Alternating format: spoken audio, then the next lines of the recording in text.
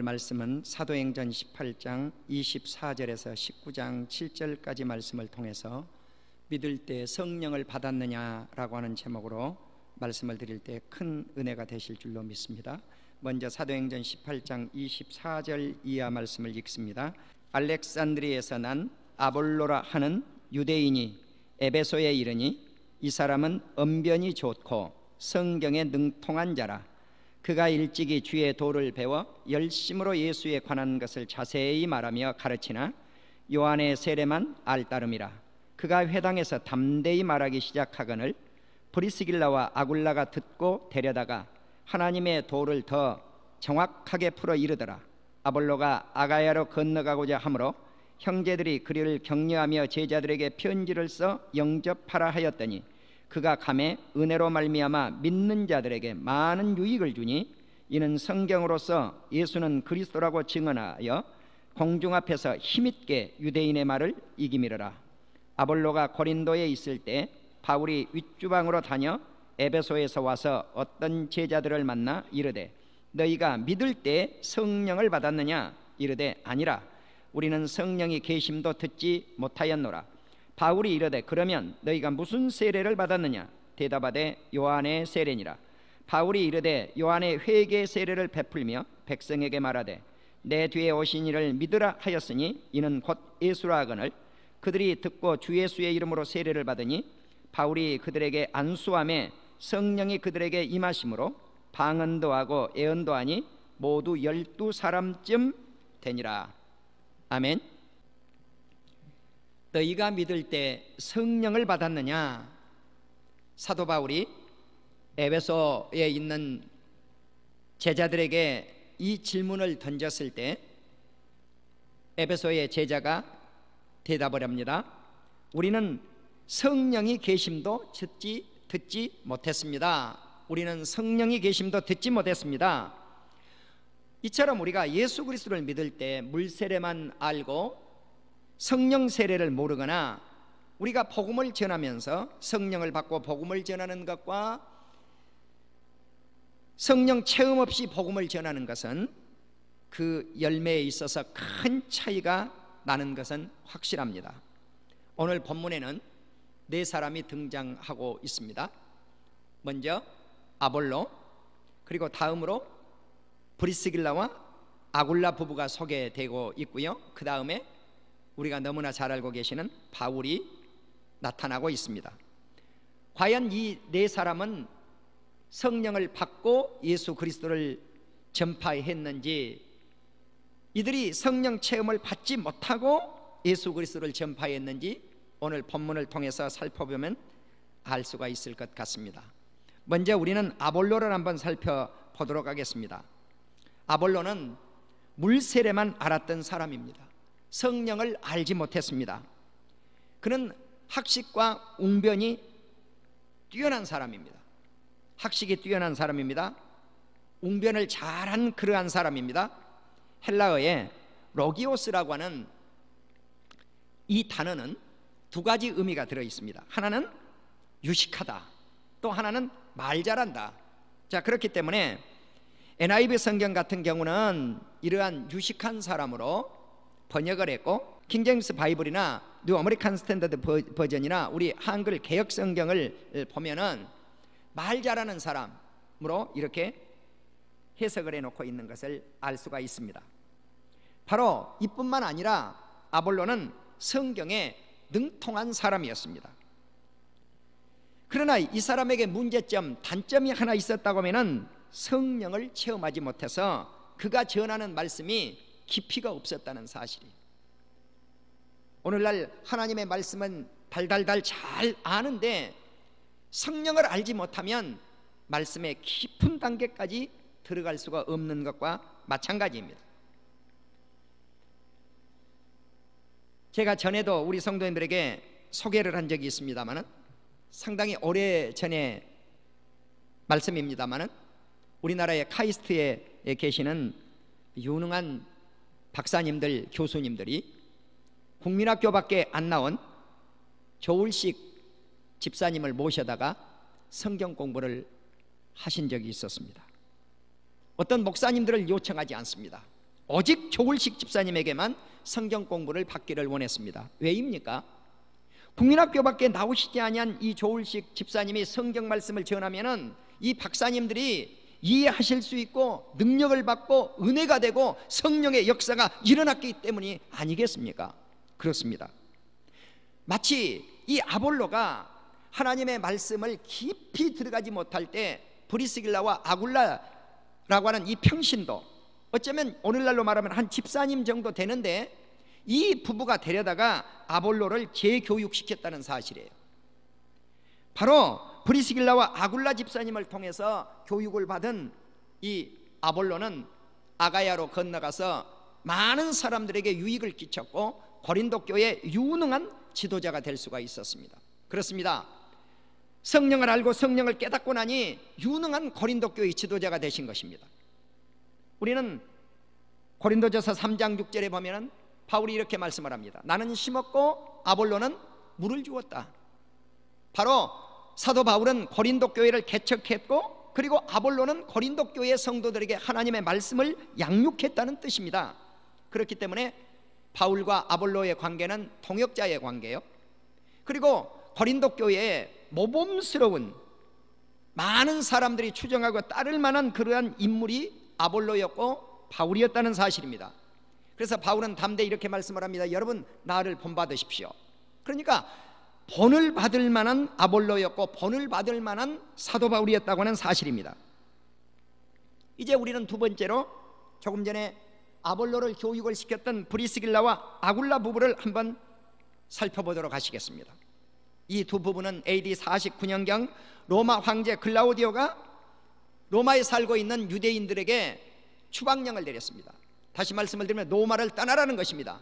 그래서 이들은 로마를 떠나서 고린도에 왔는데, 고린도에 와서 사도 바울을 만났는데 이 두 사람이 업이 같습니다. 천막을 만드는 사람, 텐트 메이커였습니다. 그래서 이 두 사람은 열심히 낮에는 천막을 만들어서 돈을 벌어서 그것으로 생계를 유지하고 복음을 전했습니다. 브리스길라 아굴라 부부는 사도 바울에게 있어서 생명의 은인과 같은 사람, 목숨을 내놓을 만한 사람이었다고 바울이 간증하고 있습니다. 바울이 고린도 교회를 떠나서 에베소로 갔을 때 둘은 바울과 함께 여행을 떠났던, 그러한 복음전도의 여행을 떠났던 그런 인물이기도 합니다. 바로 이 두 사람의 역사에 의해서 이 가정에는 교회가 있었습니다. 하나님의 교회를, 가정교회를 세울 만한 그러한 믿음 좋은 부부였습니다. 바로 우리는 이렇게 믿음 좋은 부부를 통해서 아볼로가 거듭날 수 있는 기회를 얻었다고 하는 사실입니다. 이제 우리는 아볼로처럼 하나님의 말씀에 박식한 구약의 인물을 한 사람 들으라고 하면 나는 단연 에스라를 들겠습니다. 우리가 에스라서를 보시거나 느헤미야서를 보시면 이 에스라가 등장을 합니다. 에스라는 아론의 16대 손으로서 제사장이었을 뿐만 아니라 모세 율법에 익숙한 학사였습니다.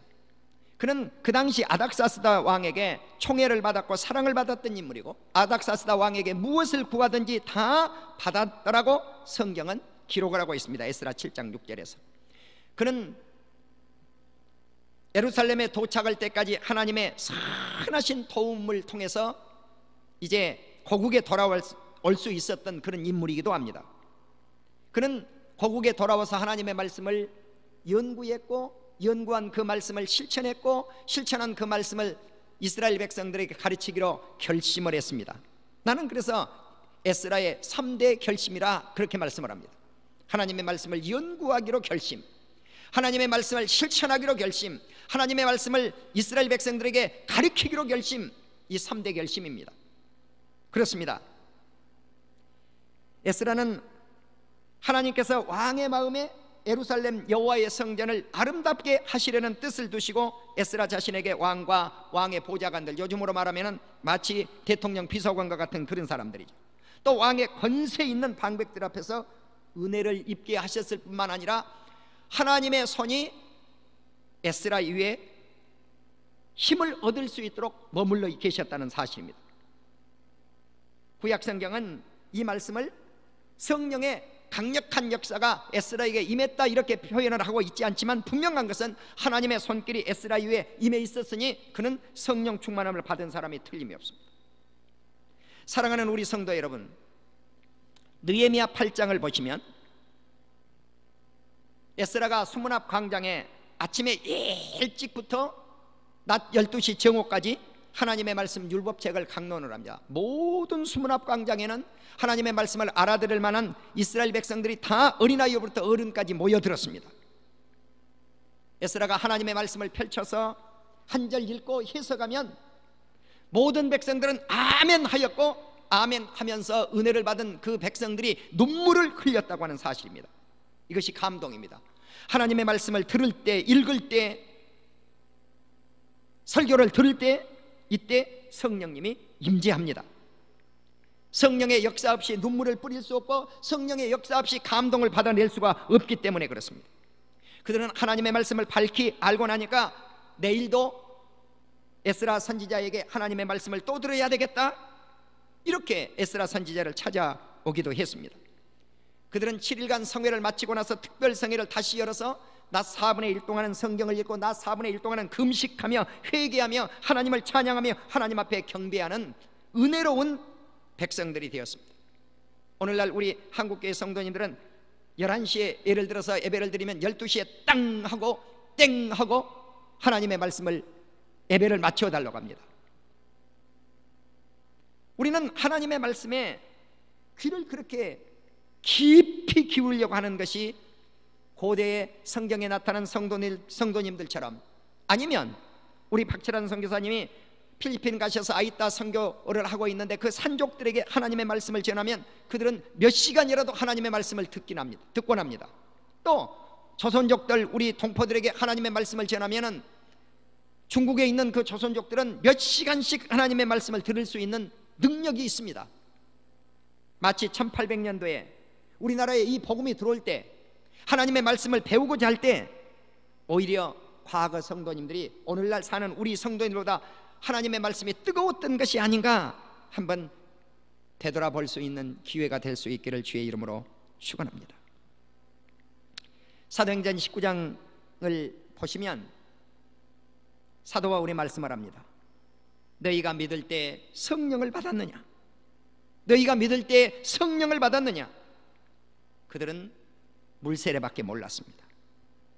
자, 그런데 에베소 교회에 있는 성도들에게 사도 바울이 머리 위에 손을 얹었더니, 안수했더니 성령이 임재했습니다. 그들은 방언했습니다. 예언했습니다. 그리고 12명쯤 사람들이 이런 역사, 기적의 역사가 나타났다는 거예요. 사도 바울은 회당에서 3달 동안 하나님의 나라를 선포했고, 두란노 서원에서는 날마다 2년 동안 하나님의 말씀을 강론했습니다. 많은 아시아에 사는 유대인들, 헬라인들이 다 주의 말씀을 들었습니다. 이때 바울의 손으로 희한한 능력들이 임하기도 합니다. 사랑하는 우리 성도 여러분, 우리 또한 오늘 이 시간 하나님의 말씀을 통해서 성령이 충만히 임재하는 이 시간이 될 수 있기를 주님의 이름으로 축원합니다. 안수 기도할 때 성령의 역사가 임재한다는 사실입니다. 구약 성경을 한번 살펴보도록 하겠습니다. 신명기 34장 9절에 보면 모세가 죽기 전에 비스가산 꼭대기에 올라가서 요단강 건너편에 있는 가나안 땅을 쳐다봅니다. 그리고 하나님께 요청합니다. 하나님, 나도 요단강을 건너가서 가나안 땅, 서편 땅에 있는 가나안 땅을 좀 밟게 해주십시오. 하나님께서 너는 지금 여기까지 받은 은혜로 족하게 여겨라. 그리고 이 문제에 대해서는 다시 거론을 하지 말라 했을 때 모세가 한 가지 할 일이 남아 있었습니다. 나는 여기서 죽지만 내가 죽은 후에 이 민족을 이끌고 갈 지도자 여호수아에게 안수기도를 함으로 말미암아 후계자를 삼는 일이었습니다. 모세는 여호수아의 머리 위에 손을 얹었습니다. 지혜의 영이 충만하게 여호수아에게 임했습니다. 이스라엘 백성들이 성령 충만함에 여호수아에 임한 것을 보고 모세에게 순종한 것 같이 여호수아 당신에게도 우리가 순종하겠나이다. 여호수아 1장을 보면 하나님께서 여호수아에게 이렇게 말씀을 합니다.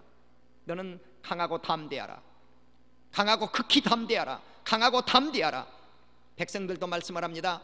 당신은 강하고 담대하소서. 우리가 모세에게 말씀을 순종한 것처럼 당신의 말씀에도 귀를 기울이고 순종하겠나이다. 당신의 말씀을 듣지 아니하는 자는 죽임을 당할지입니다. 그렇습니다. 모세가 가지고 있던 성령 충만함을 그의 후계자인 여호수아에게 물려주었을 때 여호수아는 그 능력을 받고 민족의 지도자로서 사역을 할 수 있었던 것입니다. 엘리사도 마찬가지입니다. 스승님 엘리야가 하늘에 승천하기 전에 그는 끝까지 엘리야를 쫓아가서 마지막까지 당신이 가지고 계시는 영감을 내게 갑절이나 더해 주지 아니하시면 안 되겠다고 요청했을 때 엘리사는 그 선생님이 가지고 계셨던 갑절의 영감을 받고 선지자로서의 사명을 감당할 수가 있었습니다. 사도행전 6장 6절에 보면 7 집사님들 선택하는 장면이 나옵니다. 요즘으로 말하면 위임식이죠. 안수식이죠. 그런데 사도들이 그들에게 기도하고 안수했을 때 바로 그들은 안수를 받고 사명을 감당할 수 있었다는 사실입니다. 사도행전 13장 3절에 보면 그 유명한 바울과 바나바를 선교사로 파송할 때 안디옥 교회 성도들은 그들을 위해서 간절히 기도했고 금식했고 그리고 마지막으로 그들에게 안수 기도해서 선교사님으로 파송시켜서 큰 사역을 감당하는 선교사님들이 된 것을 우리가 알 수가 있습니다. 그렇습니다. 오늘날 우리 사랑하는 선교사님들도 우리 목사님들도 우리 온 성도님들도 사역에 임하기 전에 이처럼 성령을 체험을 받고 나서 너희가 믿을 때 성령을 받았느냐, 이 성령을 받고 나서 사역에 임해야 된다고 하는 사실입니다. 사도 바울이 에베소 교회 성도들에게 안수했을 때 성령님하고 방언을 하고 예언을 하고 이런 모습 속에서 우리는 무엇을 알 수가 있습니까? 우리는 사마리아 성에 빌립 집사님이 예루살렘께 핍박이 왔을 때 사마리아 성에 가서 복음을 전한 사실을 잘 알고 계십니다. 그는 많은 표적을 행했습니다. 많은 사람에게 귀신을 떠나가게 합니다. 중풍병자가 낫습니다. 걷지 못한 사람이 걷습니다. 이 성에는 큰 기쁨이 찾아왔습니다. 그런데 문제가 한 가지 있다면 이 성에 물 세례를 받는 성도들밖에 없었다는 것입니다. 성령이 단 한 사람에게도 임하지 않았습니다. 이때 예루살렘 모체교회가 이 소식을 듣고 베드로와 요한을 파송을 시켜서 사마리아 교회의 성도들에게 안수하였더니 성령이 임했습니다. 그렇습니다. 성령은 사도들의 안수 기도를 통해서 충만히 임재한 것입니다. 이 모습을 본 귀신을 내쫓고 희한한 능력을 행했던 시몬이라고 하는 사람이 있습니다. 이 사람은 사단의 힘에 의해서 이러한 역사를 일으켰던 인물입니다. 그는 빌립 집사님에 의해서 물세례를 받았고 예수 그리스도를 믿었습니다. 그런데 사도들이 능력 행한 것을 보고 돈을 주고 이 성령을 살려고 했습니다. 그때 사도들이 말씀을 합니다. 너는 악독이 가득한 자다, 불의의 메인 자다. 바로 돈과 함께 은과 함께 네가 망할지어다, 이렇게 말씀을 했을 때 시몬은 나를 위해서 주께 기도하여 내가 말한 것이 하나도 내게 임하지 않게 해달라고 회개했습니다. 그렇습니다. 빌립 집사님도 사도들에 의해서 다시 성령 충만함을 받았다고 하는 말씀은 없지만 틀림없이 그는 성령을 충만히 받게 되었습니다. 바로 다음의 말씀에 의해서 확실합니다. 에디오피아 내시가 이사야 53장을 읽고 있었을 때 그는 이해하지 못했습니다. 바로 도살장으로 끌려가는 양처럼 그의 입을 열지 않았다고 하는 이 말씀을 그는 에디오피아 내시는 이해하지 못했습니다.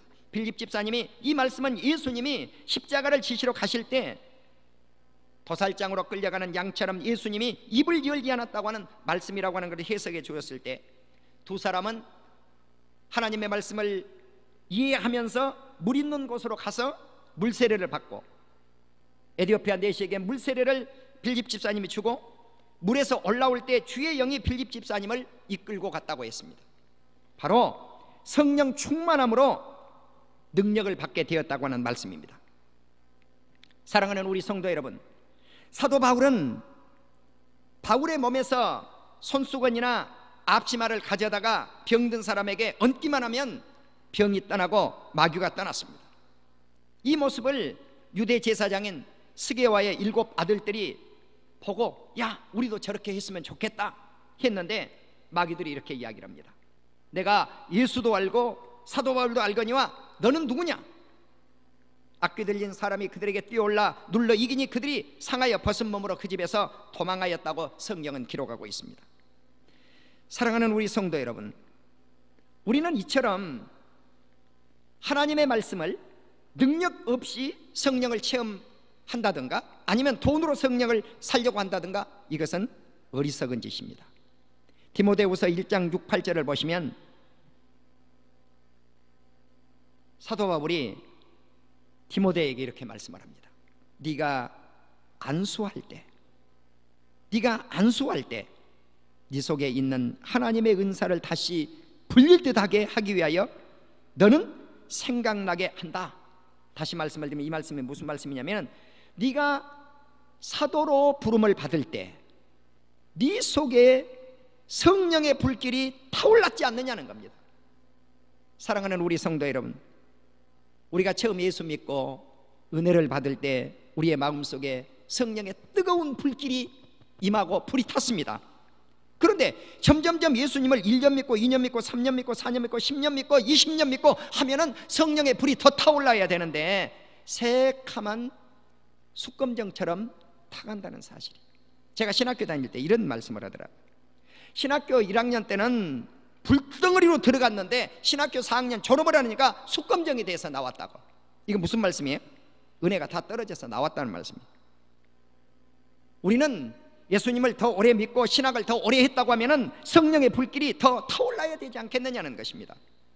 우리가 처음 목회자가 될 때, 처음 장로님으로 안수를 받을 때, 처음 우리가 안수 집사님이 되시면서 안수를 받을 때, 그때로 되돌아가자는 것입니다.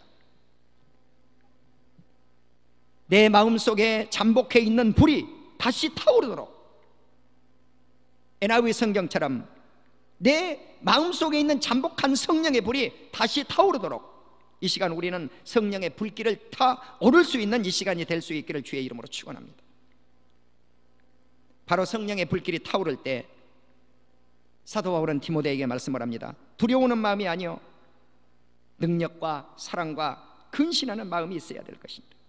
자, 우리는 성령이 오면, 성령님이 우리에게 임재하면 겁과 소심함과 두려움이 사라집니다. 그리고 심적인 능력이 임합니다. 아가페적 사랑이 임재합니다. 절제하는 마음, 근신하는 마음을 가질 수 있습니다. 그렇습니다. 우리는 주 예수 그리스도를 이 땅에 증거하기 위해서 오직 하나님의 능력을 쫓아서 복음과 함께, 바울이 디모데에게 말씀한 것처럼 복음과 함께 고난을 받으라. 우리가 복음과 함께 고난을 받을지언정 너희가 믿을 때 성령을 받았느냐? 너희가 믿을 때 성령을 받았느냐? 너희가 지금 성령 충만함으로 살아가고 있느냐? 성령의 역사에 의해서 사역을 하고 있는가? 하는 말씀을 우리는 마음속에 다짐해 볼 수 있는 귀한 시간이 될 수 있기를 주님의 이름으로 축원합니다. 이제 사랑하는 우리 성도 여러분, 우리는 성령을 받고 일할 수 있는 능력을 얻어야 됩니다. 우리는 성령을 체험하고 강력한 능력에 힘입어서 사명을 감당하십시다.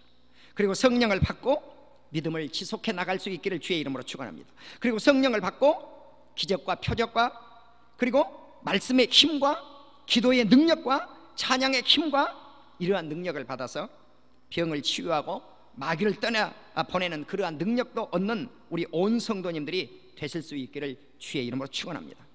그래서 우리는 기도하면 성령이 임합니다. 성령 체험하면 기도할 수 있는 힘이 생깁니다. 이렇게 지속적인 능력을 받아서 하나님의 나라에 이르실 때까지 성령 충만한 하나님의 백성들이 다 되실 수 있기를 주의 이름으로 축원합니다.